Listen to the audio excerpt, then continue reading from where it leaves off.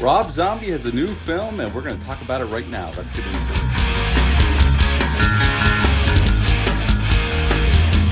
Hey, welcome back to my channel. Hope you're all doing well out there. Today we're going to talk about Rob Zombie's new film. Before we talk about that film, please do me a favor, like, comment, and subscribe. Join me here, great, would appreciate that. I'm only 9 away from 500. I'd really appreciate you considering subscribing to the channel. Today we're going to talk about The Munsters, which just dropped on Netflix, and the Blu-ray is available on Amazon. Now, I've seen some of the reviews from fellow YouTubers that I greatly admire and respect. This film is getting very negative reviews, and I've tried to and I've seen some of them, I watched some of the videos, but I tried not to let anything try to influence my opinion of the film. I sat down last night and watched this on Netflix, and we're going to talk about it right now. Now, Rob Zombie wrote and directed this film. Rob Zombie is a huge fan of the Munsters. I mean, after all, he did a song called Dracula, which was an homage to the Munsters. So, I mean, he's talked about it for years, how he was a huge fan of that show. And I used to watch that show when I was a kid. I haven't seen it in quite some time, but I remember the gist of it. And so I was interested to see what Rob Zombie would do with this film. It's his first PG film, first family-friendly film that he's ever done. I mean, everything he's ever done is hard R-rated films, horror films, exploitation films. So I was wondering how he was going to handle this film. Now, this film just dropped on Netflix, as I said. There is a Blu-ray available on Amazon. In this film, he teams up with a bunch of people he's worked with many times in the past. Now, Rob Zombie wrote and directed this film. We have Daniel Roebuck as the Count. Daniel Roebuck's been in many Rob Zombie films, and he's actually a really fabulous actor. I like Daniel Roebuck a lot. Jeff Daniel Phillips plays Herman Munster in this film, and Jeff Daniel Phillips has worked with Rob before. Sherry Moon Zombie's in this film as Lily Munster. Obviously, she's been in every film Rob Zombie's ever made, so they're kind of like a package deal. Cassandra Peterson, yes, I am looking down at my notes, plays Barbara Carr, a realtor in this film, and she's famous for being Elvira. Thomas Boykin plays Lester in this film, and he's also worked with Rob Zombie before on 3 from Hell. Now, this film, obviously Rob Zombie's going for a more family-friendly film here, and this is a reboot of a TV series, a beloved classic TV series. So I was curious about how he's going to handle it. I know the trailer that was released, the first trailer, the teaser trailer, was kind of just a recreation of the intro of the TV show, which I thought was pretty clever, and I liked the way that was handled. The full trailer released was an awful trailer. It did not do this film any justice or to spark any word of mouth. I don't know who cut that trailer, but it's a bad trailer. So I didn't know what I was getting into. And as I said, a lot of the reviews have been very negative for this film. So last night, I tried to go in with this open mind and just try to have some fun with it and enjoy myself. And we're going to see if I did right now. This film starts off in Transylvania. Matter of fact, the bulk of this film takes place in Transylvania. We're introduced to the Count. He lives in his castle along with Lily. Lily is looking for love. And at the same time, Richard Brake is also in this film as Dr. Wolfgang. And he's really good here, too. He plays 2 roles. He also plays a Nosferatu type character in this film that Lily goes on a date with. And the makeup effects, I thought the makeup was really well done. Wayne Toth did the makeup as he's done with every Rob Zombie film. And I know I saw some people saying it looks a little cartoonish, but I think that was the whole point. I think he was going for a more, in-your-face, kind of cartoony, comic booky vibe with this film, especially with the lighting scheme as well. And I think actually one of those things are actually positive in my opinion. But they set up the players. Dr. Wolfgang creates Dr. Frankenstein with his assistant and not Frankenstein, but Herman. And when he goes off into the world, he's singing in a band, and Lily happens to stumble upon him, and she immediately falls in love, and he falls in love with her.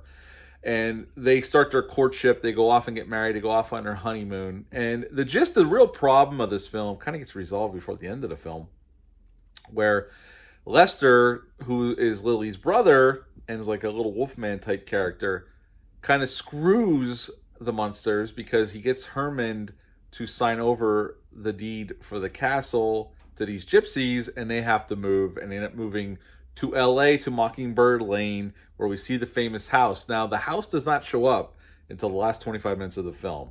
So if you're expecting to see that house, which Rob Zombie chronicled on his Instagram page, which was pretty cool as he showed the construction of it and the different stages of construction of it, the set looks great.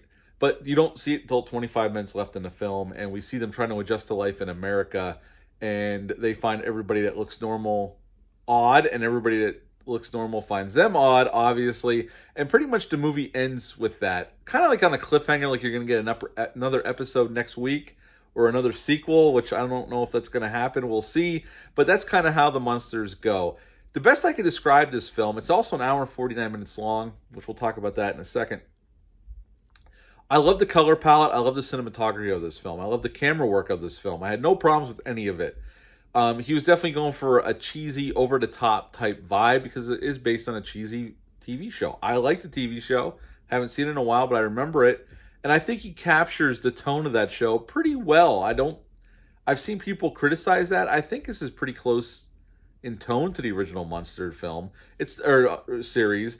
I'm not saying it's spot on, but I think he's definitely in the ballpark there. Cast-wise, I think Daniel Roebuck's given a really great performance here as the Count. I really enjoyed his performance. Jeff Daniel Phillips, while definitely totally different than the original actor Fred Gwynn's portrayal of Herman Munster, until he laughs, then he kind of sounds like Fred Gwynn. But he's going for a more higher-pitched voice here, and he's a little different than he was. This is a reboot. I didn't expect him to just parrot Fred Gwynn's performance in the original, so I was fine with his performance. Sherry Moon Zombie, who I see a lot of people giving crap for, I get it, but I didn't mind her here. She's fine. She didn't grate on me. I thought she did okay with the part. Richard Brake is really good here as Dr. Wolfgang, and he plays the Nosferatu character.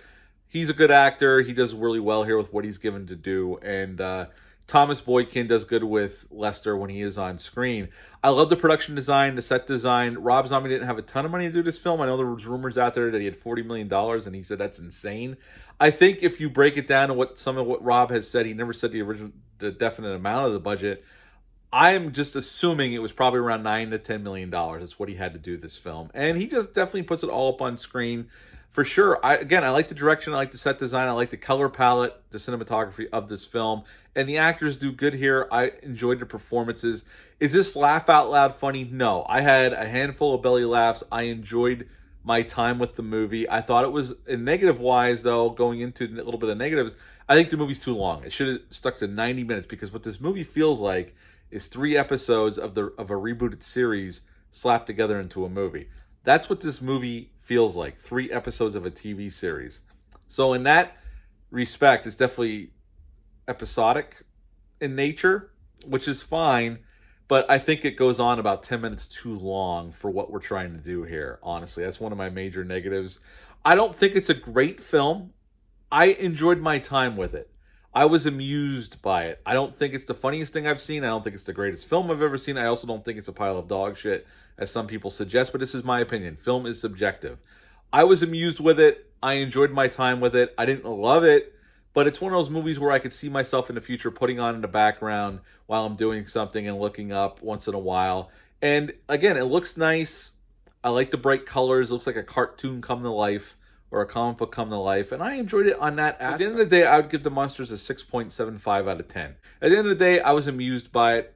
I laughed a few times. I chuckled a few times, and I like the makeup, the props, the set design, the color palette, the cinematography. So at the end of the day, 6.75 for the Munsters. What are your thoughts on this film? Leave a comment down below. Let me know. Hit the thumbs up and subscribe button. Share this video. I greatly would appreciate that. I'll be back soon with my Rob Zombie Halloween timeline, a review for Bad Moon, The Funhouse, a lot of fun stuff coming up. But until next time, hope you're all doing well out there, and bye.